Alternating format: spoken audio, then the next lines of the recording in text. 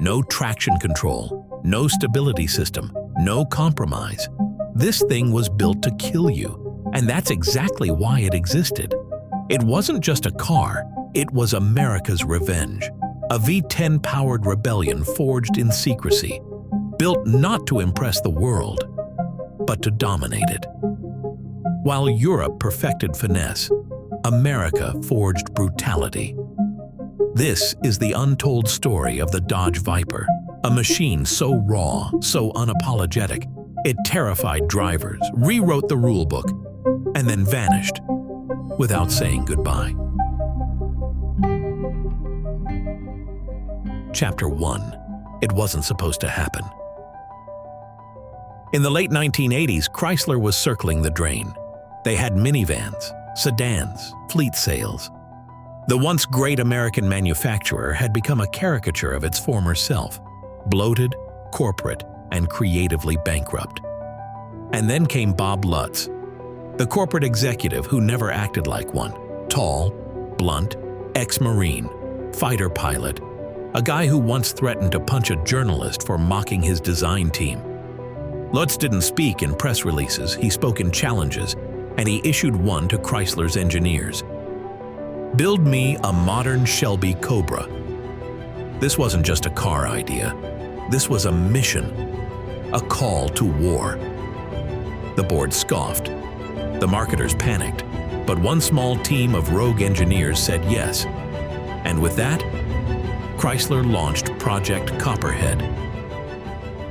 Chapter 2. The Secret Skunk Works. Buried deep within Chrysler's Highland Park complex, a Skunk Works operation quietly formed. No press, no leaks, no mercy. The goal? Build something terrifying. They didn't want driver assists. They didn't want comfort. They wanted blood and fire. They started with an 8-liter iron block V10 borrowed from a Ram truck, not exactly a race engine, but Chrysler had just acquired Lamborghini. So they gave the block to the Italians, and Lambo sent back an aluminum version that weighed less, revved faster, and sounded like thunder. The result was a naturally aspirated monster with 400 horsepower and 465 pound-feet of torque, a figure that would intimidate even modern cars. No turbo, no filters, just a giant engine in a fiberglass coffin. The prototype was terrifying.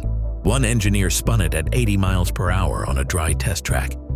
Another fried his calf on the side exhaust. They laughed because they loved it. Chapter 3. The monster arrives. In 1991, the Dodge Viper RT10 launched, and the industry was in disbelief. No roof, no windows, no airbags, no traction control. It didn't just lack creature comforts, it rejected them.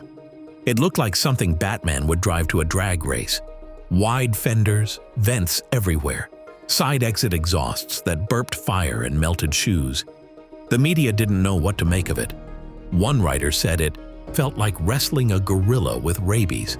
Another called it a medieval device designed to punish weakness. But the numbers didn't lie. 0 to 60 in 4.6 seconds, top speed of 165 miles per hour, and a 1/4 mile in the low 13s, without electronic aids. But what made it special wasn't speed, it was danger. There were no digital nannies. If you made a mistake, the car didn't correct you, it killed you. And that made it thrilling. Buyers didn't want refinement, they wanted the last great analog machine. And Dodge gave it to them. But Dodge wasn't done, because the Viper wasn't just built to scare journalists. It was built to destroy the world's best. Chapter 4. The European hunt begins. In 1996, the second-gen Viper GTS arrived. This time it had a roof, a proper coupe. But don't mistake evolution for domestication. It was angrier. Now with 450 horsepower, it had better aero, a stiffer chassis, and a mission: take down Europe.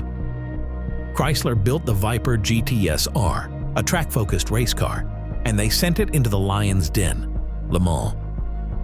It was mocked, it was underestimated, it was called a joke. But from 1998 to 2000, the Viper crushed the competition. It won its class at Le Mans. It swept the FIA GT Championship. It dominated the 24 Hours of Daytona. Porsche was stunned. Ferrari went silent, and European fans watched as an American V10 with side pipes and stripes became the undisputed king of endurance GT racing. Chapter 5. The Death of the Beast. But monsters don't live forever. By the early 2000s, Dodge tried to refine the Viper. More power, better suspension. But something was lost. Safety regulations tightened, emissions standards rose, and the brutal analog spirit that made the Viper legendary was slowly dulled. In 2010, it died. The plant closed. The fire faded. It returned in 2013. Faster, sharper, sleeker, but sales were weak. And by 2017, it was gone again. No special farewell, no parade, just silence. Chapter 6. Legacy of a Monster. But legends never really die. The Dodge Viper wasn't a commercial success. It wasn't a mass-market hit. It was a middle finger on wheels. It proved that America could make a supercar without European polish. It didn't want praise. It wanted fear. It made heroes out of brave drivers. It made wrecks out of the arrogant. And for one brief, glorious moment, America didn't just compete with Europe. It scared it. The Viper was uncompromising, unfiltered, unhinged. It was raw performance in its purest form, and though it's gone, the tire marks it left will never fade.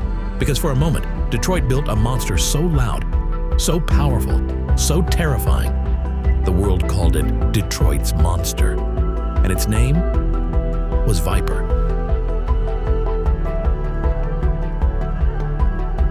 If you enjoyed watching and want more documentaries like this, let us know in the comments below.